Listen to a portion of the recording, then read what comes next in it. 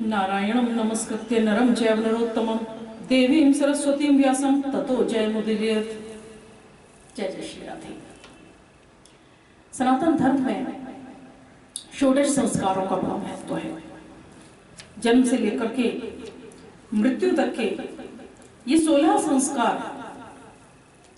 मानव के जीवन में सिर्फ महत्वपूर्ण नहीं होते हैं, बल्कि इन सबकी एक सकारात्मक भूमिका होती है। पर कहते हैं ना कि गूंगे को मीठे जो फल का रस है उसका आस्वादन तो कर सकता है, लेकिन बता नहीं सकता। तो जब तक इन संस्कारों को हम विधि विधान से नहीं करते हैं तब तक हम इनका महत्व नहीं जान सकते। फिर भी शास्त्रों में जो बताया गया है भविष्य पुराण के आधार पर आज 16 संस्कारों में से प्रमुख यज्ञोपवीत संस्कार, उपनयन जिसको कहते हैं, सामान्य भाषा में जनेऊ संस्कार कहते हैं, कैसे किया जाता है, क्यों करना चाहिए, इसके विषय में कुछ प्रश्न प्राय लोगों द्वारा किए जाते हैं। तो आज इसी के संदर्भ में थोड़ा सा चर्चा करते हैं। भविष्य पुराण के ब्रह्म पर्व में आता है कि जो यज्ञोपवीत संस्कार है ये ब्राह्मण के बालक का 8वें वर्ष में, क्षत्रिय का 11वें वर्ष में और वैश्य का 12वें वर्ष में किया जाना चाहिए। कुछ लोगों ने इसमें प्रायः एक भ्रांति बना रखी है, या हो सकता है किसी और शास्त्र आदि के आधार पर हो, कि ऑड ईयर में को करना चाहिए, यानी विषम वर्ष में करना चाहिए। लेकिन कई शास्त्रों से, बहुत से विद्वानों से बात की, पूछा उनसे, तो ऐसा अधिकांश का मत है और अधिकांश शास्त्रों का भी मत है कि ऐसा कुछ नहीं है।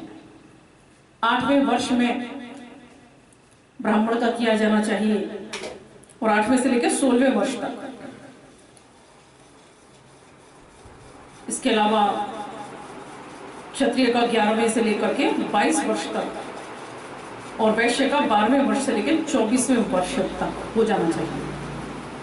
हाँ, यदि बालक अपनी पितरों के पिता, जो पितामह आदि हैं, उनके विशेष गुणों से युक्त है, यानी ब्रह्मतेज की इच्छा वाला है, और बच्चे में भी ऐसे आपको गुण दिखाई दे रहे हैं, तो ब्राह्मण का 5वें वर्ष में यदि बचपन से ही बहुत शूरवीर और बलशाली जान पड़ रहा है, तो क्षत्रिय का 6ठे वर्ष में, और धन की कामना वाला यदि श्री लक्ष्मी के चिन्हों से, सुंदर चिन्हों से युक्त है, तो ऐसे वैश्य बालक का 8वें वर्ष में भी किया जा सकता है। ये भविष्य पुराण का मत है। क्यों किया जाए यज्ञोपवीत संस्कार?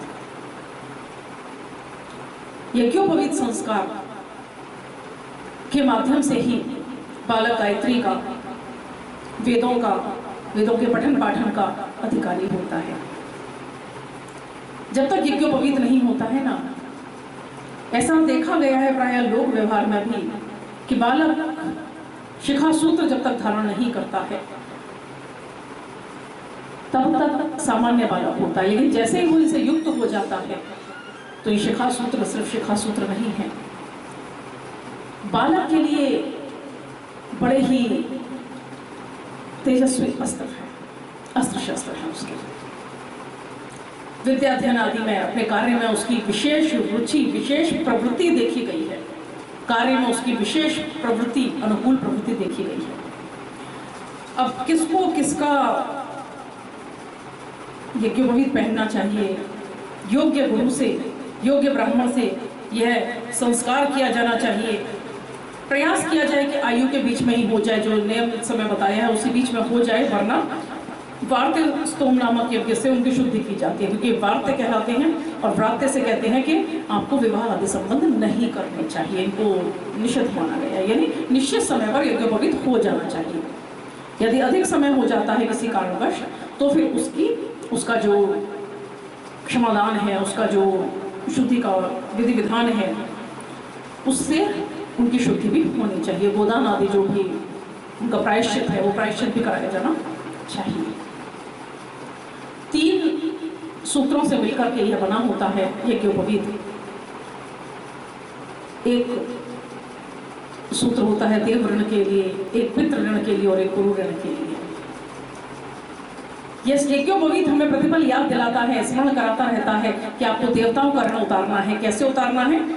यज्ञ आदि जो कर्तव्य आपके कर्म बताए गए हैं उनमें देवों का भाग दे करके। पितृ ऋण कैसे उतारना है? गृहस्थ आश्रम में जाकर के पुत्र उत्पन्न करके। और ऋषि ऋण कैसे उतारना है?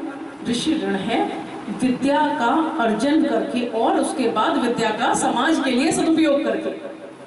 जो गुरु मंत्र मिला है उसका नियमित जप करें, विद्या का अर्जन करें, जिस भी की आप विद्या में हैं। क्षत्रिय की शस्त्र विद्या है, वणिक की व्यापार विद्या है और ब्राह्मण की ब्रह्म विद्या है। तो इनका प्राप्त करके और समाज के कल्याण के लिए इसका उपयोग करके आप इस ऋण से ऋण हो सकते हैं। तो लोगों के प्राय इस क्षेत्र में बहुत सारी मन में भ्रांतियां हैं। पिछले दिनों कुछ लोगों ने प्रश्न किए थे कि आखिर यज्ञोपवीत क्यों कितने पहने जाते हैं। यज्ञोपवीत जो अविवाहित है वो एक पहनता है कि जब आप बाजार से, प्राय लोग बाजार से लाने लगे यज्ञोपवीत सूत का, तो सूत के यज्ञोपवीत के देखें तो उसमें जोड़ा होता है, दो होते हैं एक साथ। तो जो अविवाहित है वो एक यज्ञोपवीत धारण करे, जो विवाहित है वो जोड़ा धारण करे। विवाहित या अविवाहित कोई भी है, यदि किसी भी कारणवश ब्रह्मचारी अपने आश्रम में है अथवा किसी अन्य पूजा पाठ में लगे हैं, किसी ऐसे कार्य में लगे हैं जहां वो कमर से ऊपर का वस्त्र नहीं पहनते या नहीं पहनने की इच्छा है, तब ऐसे में एक यज्ञोपवीत और धारण कर सकते हैं। तो उस प्रकार से यह यज्ञोपवीत धारण करना चाहिए। यज्ञोपवीत अब किसका धारण करना चाहिए, यह बड़ा ही मायने रखता है। ब्राह्मण ब्रह्मचारी के लिए 3 लड़ी वाला सुंदर चिकनी मूंज का यज्ञ।